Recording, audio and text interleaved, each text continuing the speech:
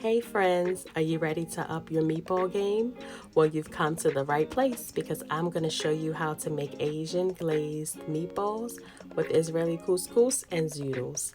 Let's get started. Grab 2 eggs from your fridge and place them in a mixing bowl. You'll need a pretty large size mixing bowl and give them a nice light whisk. Next, to your egg mixture, you want to add in some ginger, and fresh garlic. And the fresh ginger and garlic that I'm using, I minced by hand. You're also going to add in some scallions, okay? Now you can also get them from the grocery store that might call them green onions, but we fancy, so we say scallions, all right? Next, you're going to add in some cilantro. And you're also going to add in a little bit of kosher salt.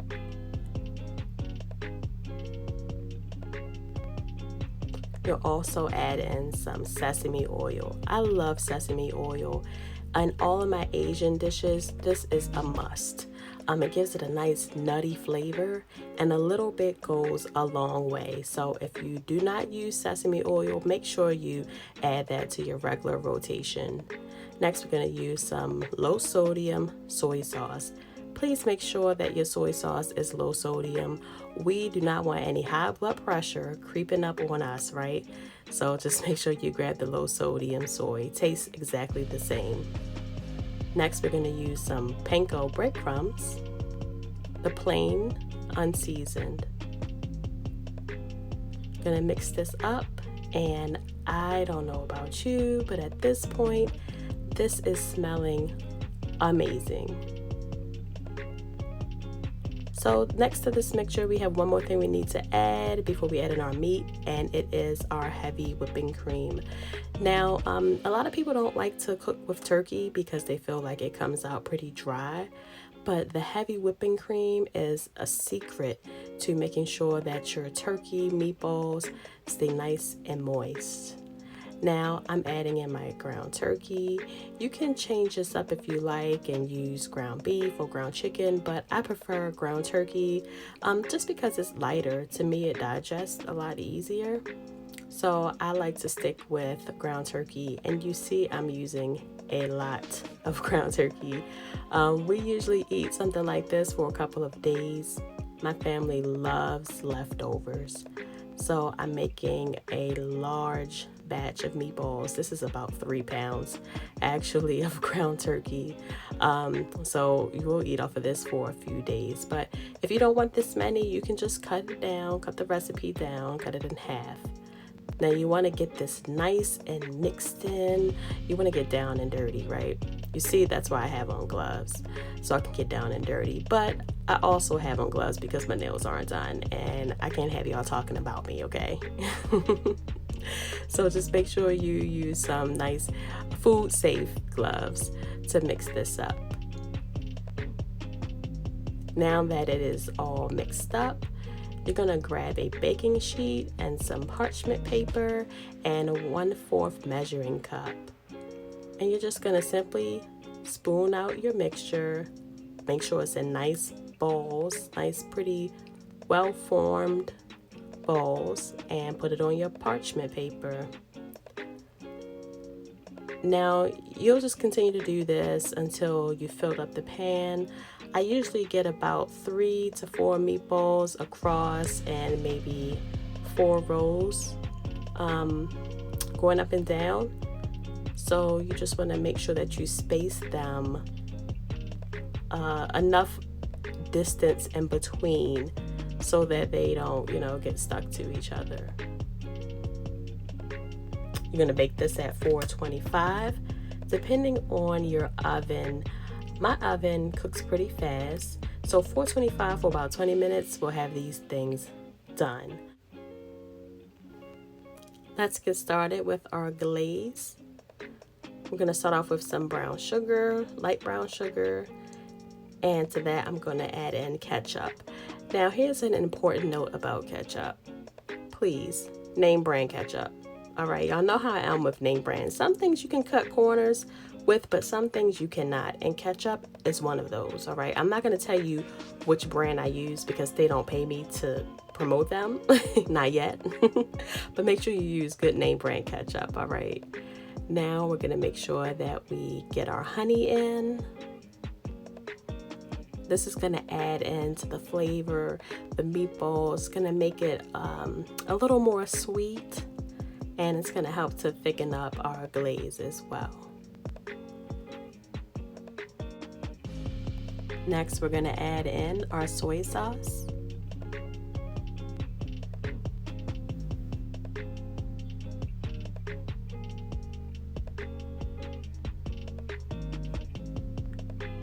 Add in some freshly minced garlic and give that a nice stir. And we're going to put this on our stove top on low just until it all comes together. It doesn't need to cook really long. Moving right along to our Israeli couscous, we're going to start off putting some extra virgin olive oil into our large size skillet. And I really love Israeli couscous. It is a different type of carb that you would usually make when you make meatballs.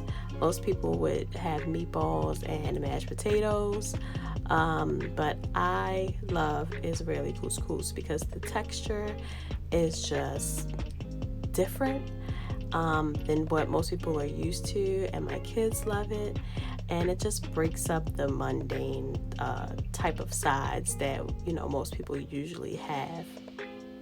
So we're gonna toast this, all right? Just cook this on low just until it becomes nice and toasted and fragrant. Let's take a second and just check on our glaze. All right, so our glaze is coming together. Like I said, it doesn't need a long time to come together. It smells phenomenal. And I think right now we can just remove this from the heat and set it aside until we're ready to plate.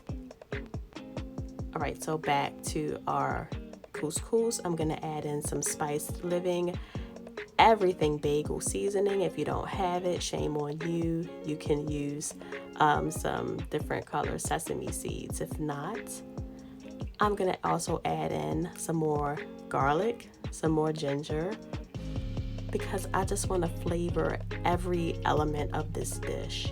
And of course, I'm adding in next my scallions. That's right, I'm adding in scallions, not green onions. We are fancy, okay? People won't think we really know something, so start saying scallions if you don't already. Give this a nice little toss. We just want to get this nice and toasted before we add in some of our other components.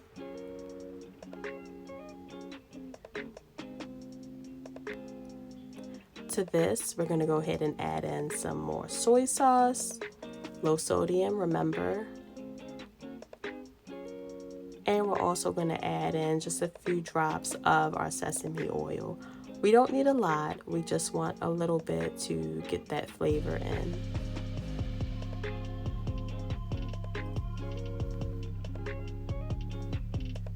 Time to add in some chicken stock. If you can't find chicken stock, use broth, but I prefer chicken stock. It has more flavor in my opinion. And don't be nervous. It will bubble up, it will smoke up, but that's all perfectly normal.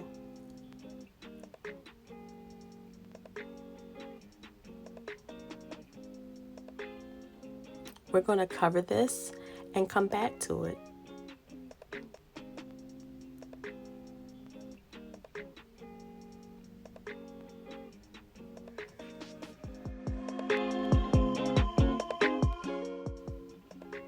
Most of the chicken stock has evaporated out, but in tasting this, it's not exactly where I want it to be. It's still a little too firm, so I'm going to add in a little more stock. You can also add in water if you choose, but I'm adding in a little more stock, giving it a nice quick mix, and I'm going to put the top back on it one more time just until the stock boils out again. On to our Zoodles now.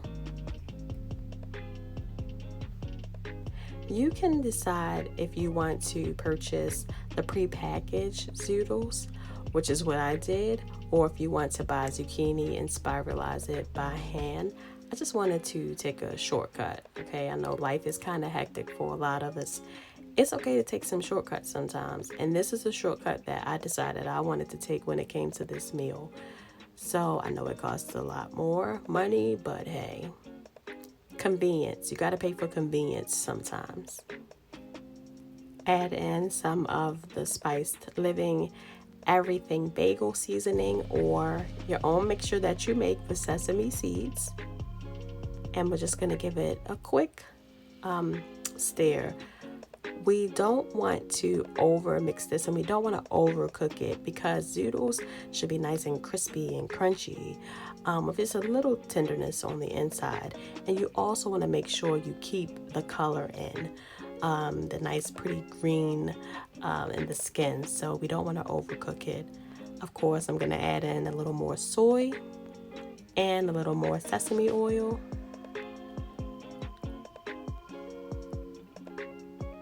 And just like that, it's finished. Let's head back to check on our couscous. Now that the stock has evaporated, I tasted it and it tastes amazing. I'm just going to finish it off with some cilantro for color and for a little flavor as well. The texture is perfect. It's not mushy, it's not super firm, but it's just right. I sometimes like to play with it. I shouldn't be mixing it this much, but I just love to play with it. We're almost done. We just need to check our meatballs and make sure that they are ready. And perfect. They are done, and it's time to plate. Make sure you plate it nice and fancy, no paper plates. Take a nice picture, send it to me, post it on any of my pages, or send me a DM. Let me know how you like it, all right? Enjoy. Thanks so much for joining.